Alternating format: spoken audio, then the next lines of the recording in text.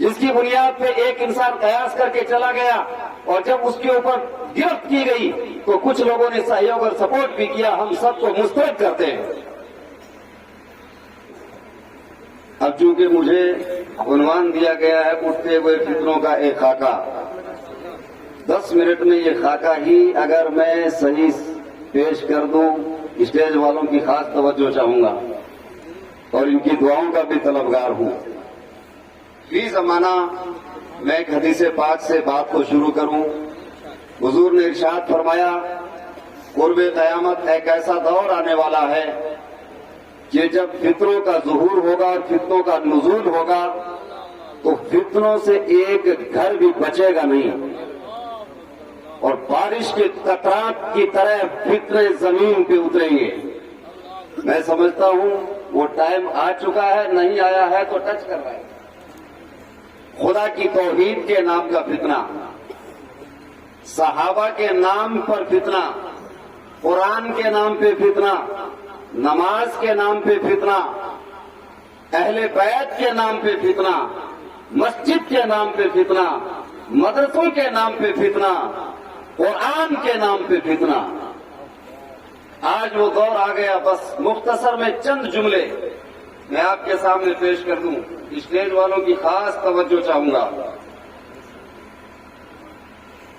اللہ کی الوہیت شان میں کسی طرح کا نقص اور شائبہ ماننا کفر ہے. کیا میری تائید کرتے ہیں؟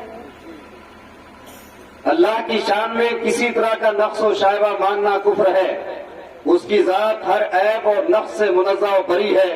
خدا کی توحید انسانوں پہ خدا کا سب سے بڑا حق ہے. خدا خلق خدا میں تمام انبیاء کرام اور رسولان اعظام کی شان بلند و بالا ہے. ان کی ادنا توہین اور قصر شان کفر ہے. بالخصوص پیغمبر اسلام حضرت محمد رسول اللہ صلی اللہ علیہ وسلم کا مقام و منصب سب سے فائق و برتر ہے. نبیوں اور رسولوں کے بعد نبی پاک صلی اللہ علیہ وسلم کے صحابہ کرام کا مرتبہ عظیم ہے. حضرت ابو بکر صدیق رضی اللہ تعالی عنہ سے لے کر حضرت وحشی بن حرب تک اور حضرت برا بن معرور سے لے کر حضرت ابو طفیل عامر بن واصلہ لیسی کنانی تک ہر صحابی رسول جنتی ہے. اللہ نے تمام صحابہ کرام سے خیر کا وعدہ فرمایا ہے. ان کا احترام ضروری ہے. تمام صحابہ میں افضل الخلق بعد الانبیاء والرسول حضرت ابو بکر بن ابی قحافہ ہیں، جن کی صحابیت اور صدیقیت نص قطعی سے ثابت ہے. جمہور اہل سنت کا یہ موقف ہے کہ رسول پاک صلی اللہ علیہ وسلم کے بعد تمام لوگوں میں سب سے افضل حضرت ابو بکر صدیق رضی اللہ تعالی عنہ کی ذات گرامی ہے. پھر حضرت عمر بن خطاب رضی اللہ تعالی عنہ، پھر حضرت عثمان بن عفان، پھر حضرت علی بن ابی طالب رضی اللہ تعالی عنہ کی شخصیت ہے. اور ان کے بعد بقیہ عشرہ مبشرہ کا درجہ ہے. پھر اہل بدر جو جنگ بدر میں شامل ہوئے، اہل بدر کے بعد پھر اہل احد، پھر اہل حدیبیہ میں بقیہ اہل بیت رضوان اور تمام صحابہ کرام کا اللہ کی بارگاہ میں مقام و منصب اتنا عظیم ہے کہ قرآن کریم کی نص قطعی سے ہر صحابی کا جنتی ہونا کنفرم ہے. ہر صحابی کا جنتی ہونا کنفرم. کسی صحابی کی شان میں گستاخی یا ادنا توہین کرنا بد مذہبی اور بد دینی ہے، بد دیانتی بھی ہے.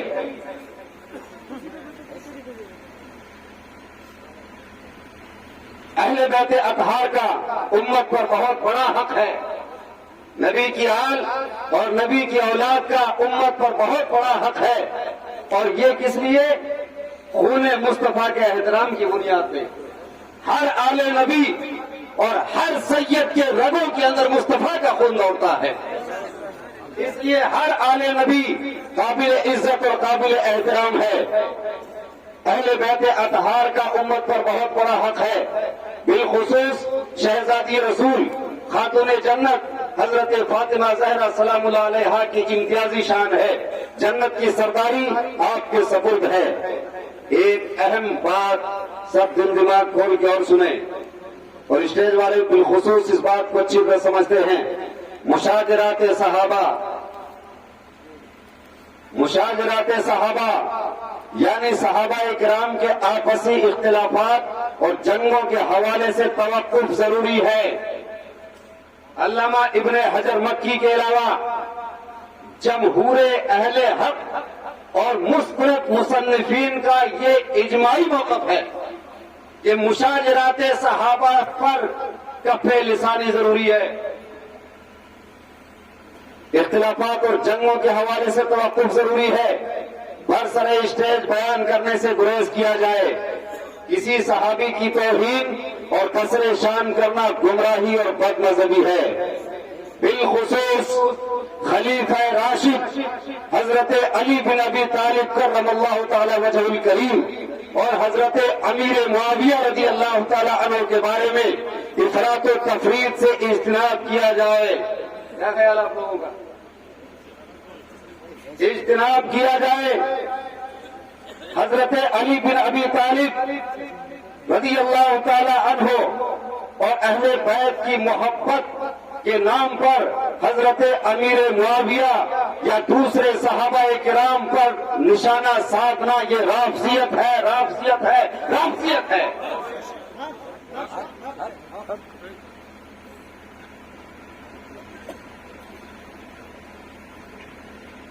اور حضرت امیر معاویہ رضی اللہ تعالی عنہ کے دفاع کے بہانے سے حضرت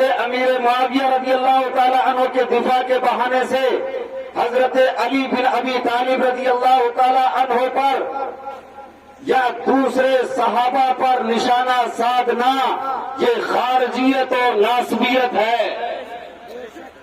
اہل سنت کا موقف اور منشا یہ ہے کہ نہ تو ہمیں رافضی بننا ہے نہ ہمیں خارجی بننا ہے۔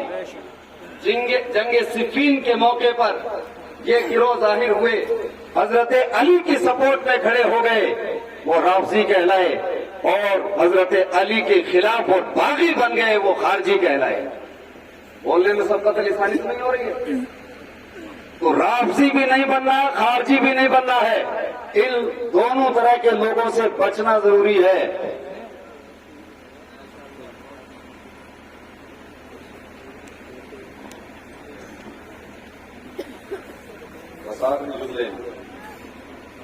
قرآن کریم مجھے آج کا یہ مسئلہ سمجھ رہا ہے کئی سالوں سے۔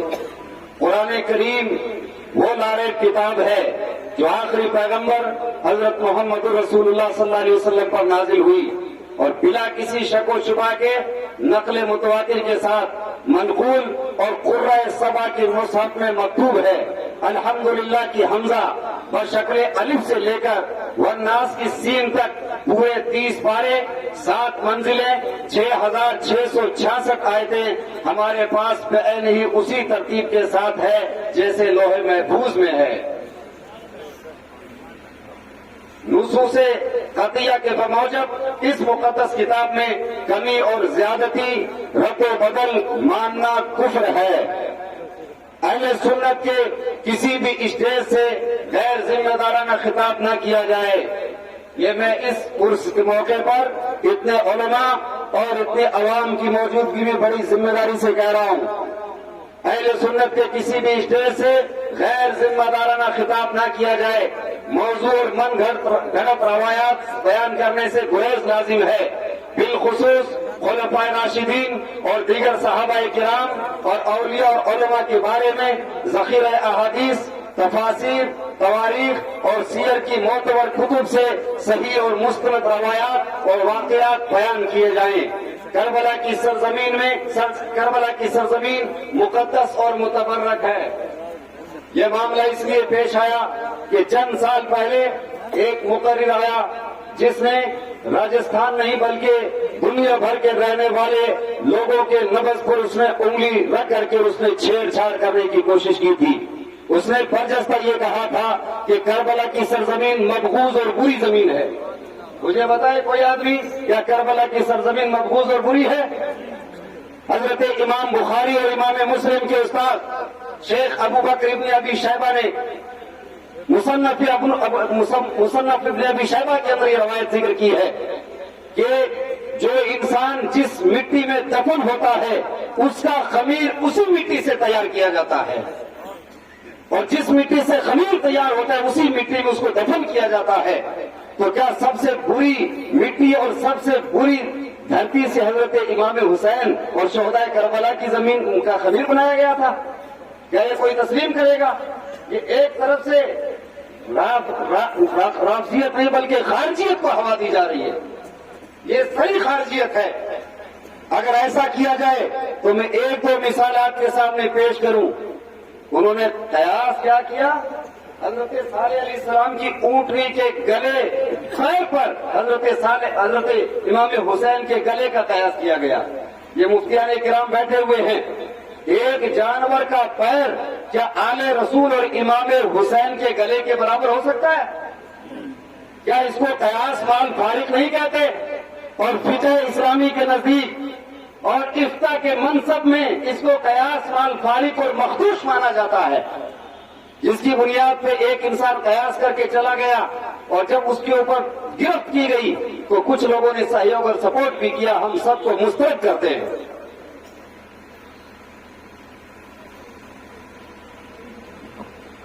تو کربلا کی سرزمین کتنی عظیم ہے۔ اس کے علاوہ اس انسان نے اعلیٰ حضرت فاضل بریلوی کو خارجی قرار دیا۔ بہت سارے لوگ کان میں تیل ڈال کے سو گئے تھے، اور جو آواز اٹھائے اس کو خارجی قرار دیا گیا۔ جملے ایسے ہیں، حدیث پاک کا ترجمہ کرتے ہیں سوائق المحرقہ سے اٹھا کے، آدھی حدیث پیش کرتے ہیں، حدیث بیانی کے اندر بھی لوگ خیانت کرتے ہیں۔ حالانکہ ان لوگوں کو قبر میں حساب دینا ہے، حق بیانی سے علماء کو کام لینا چاہیے۔ حدیث پاک میں ہے کہ جو عالم حق چھپائے گا قیامت کے دن اس کے منہ میں آگ کی لگام پہنائی جائے گی۔ کیا یہ حدیث علماء نہیں پڑھتے ہیں؟ لیکن جو عالم بیان کرتا ہے اس عالم کے خلاف احتجاج کیا جاتا ہے۔ یہ ہمارے ہر عالم بولتے ہیں لیکن ان کی باتیں دبائی جاتی ہیں۔ کیا آپ لوگ یہ چاہتے ہیں کہ علماء کی باتیں دبائی جائیں؟ اور یاد رکھنا یہ علماء ہے، درسگاہ میں بیٹھے ہوئے ہیں، زکات فطر اکٹھا کر کے تمہارے بچوں کے سینے میں عشق محمدی کی جوت جلاتے ہیں۔ اگر یہ علماء نہیں بچے اور ان علماء کا تقدس محفوظ نہیں رہا تو آپ کے گھروں میں قرآن کی تلاوت بھی نہیں ہوگی، آپ بیٹھے رہیں، جنازہ پڑھانے والا بھی نہیں ملے گا۔ آپ بیٹھے رہیں، بیٹھے آپ تشریف رکھیں۔ بس آخری بات ایک تو اور عرض کر دیتا ہوں، بس نعرہ تکبیر، نعرہ رسالت، ضرورات کی بنا پر کسی کو اہل سنت یا اسلام سے خارج نہیں کیا جا سکتا۔ جب تک ضروریات اہل سنت یا ضروریات دین کا انکار اس سے ثابت نہ ہو جائے۔ فی زماننا ائمہ اربعہ سراج الامہ امام ابو حنیفہ نعمان بن ثابت، امام محمد بن ادریس شافعی، امام دار الہجرت امام مالک بن انس، امام احمد بن حنبل رضی اللہ تعالی عنہم اجمعین میں سے کسی ایک کے اجتہادی مسائل کو اپنانا فی زمانہ اہل سنت ہے۔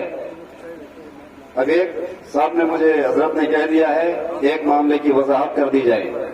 مسئلہ کیا ہوتا ہے، ہمارے ہاں کئی ایسے مسائل چل رہے ہیں، انشاءاللہ میں یہی کا رہنے والا ہوں۔ کسی اور موقع پہ بہت سارے جو ہمارے یہاں مسائل چل رہے ہیں ان کے اوپر ایک ایک بات پہ گفتگو ہوگی، اور جو میں نے یہ باتیں کہی ہے ان کو تفصیل کے ساتھ کتاب و سنت کی روشنی میں اور دلائل قطعیہ کی روشنی میں نے کتاب ترتیب دی ہے چمکتے تارے، تو انشاءاللہ بہت جلد اس کو کمپلیٹ کر کے آپ تک پہنچائی جائے گی۔ تو انہوں نے یہ پوچھا حضرت نے کہ محرم کے مہینے میں شادی کرنا جائز ہے، کیا یہ مسئلہ نہیں اٹھتا ہے؟ محرم کے مہینے میں شادی کرنا جائز ہے؟ کچھ لوگ محرم کے مہینے میں شادی کرنے کو خارجیت بتاتے ہیں، یہ کہہ کر کے روک دیا جاتا ہے۔ ہمارے پڑوس کے اندر ایک نعت خواہ نے کسی مہینے میں شادی رچائی، اس کے اوپر وہ حالت کی تھی لوگوں نے، اور مولویوں نے وہ اس کے اوپر قدغن لگا کر اس کو گھیرا تھا۔ یہ علماء اچھی طرح جانتے کیا ہوا اس کا بیچارے کا، کیوں شادی جائز نہیں ہے محرم میں؟ دلیل یہ دی جاتی ہے کہ حضرت امام حسین کی شہادت ہوئی ہے، تو محرم کے مہینے میں حضرت امام حسین کی شہادت ہوئی ہے۔ محرم سے لے کے ذی الحجہ تک آپ سارے مہینوں کا جانچ کیجیے، آپ کس مہینے میں کس کس کی شہادت ہوئی ہے، پھر تو کسی مہینے میں شادی جائز نہیں ہوگی۔ حضور کے چچا سید الشہداء جن کو حضور نے کہا امیر حمزہ، کیا ان کی شہادت جس مہینے میں اس میں پھر شادی ہوگی؟